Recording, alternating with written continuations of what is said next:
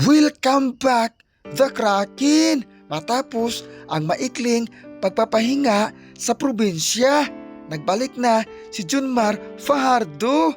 Alam ba ninyo mga idol na sa Cebu maraming humahanga sa kanyang pagiging simple. Sa kabila ng kanyang kasikatan, naging viral ang ilang video niya habang tumutulong sa maliit na negosyo tulad ng pagde-deliver ng tubig at mas pinili niyang maligo sa ilog at mamumuhay na payak kaysa marangyang bakasyon.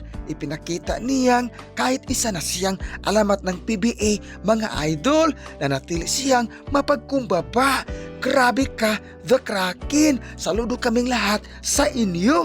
At ngayong nagbalik na siya sa laro, agad niyang ipinakita kung bakit siya tinaguriang The Kraken. Sa laban ng San Miguel Bermin kontra Converge, naging malaking puwersa siya sa loob ng court at tinulungan ang San Miguel na wakasan ang undefeated streak ng Converge. Alam ba ninyo mga idol, talagang ramdam ang kanyang presensya sa ilalim ng basket at naging susi siya sa panalo ng Bermin. Kaya mga idol, ano ba ang masasabi ninyo sa pagbabalik ni Junmar Fajardo? Pero para sa akin mga idol, ang masasabi ko ay sana bumalik na siya. Napakasakit kasing maghintay na walang kasiguraduhan kung babalik pa ba ang taong mahal mo. Kaya siguro mas pipiliin ko na lang umiiyak hanggang unti-unting maghilom ang sakit na nararamdaman.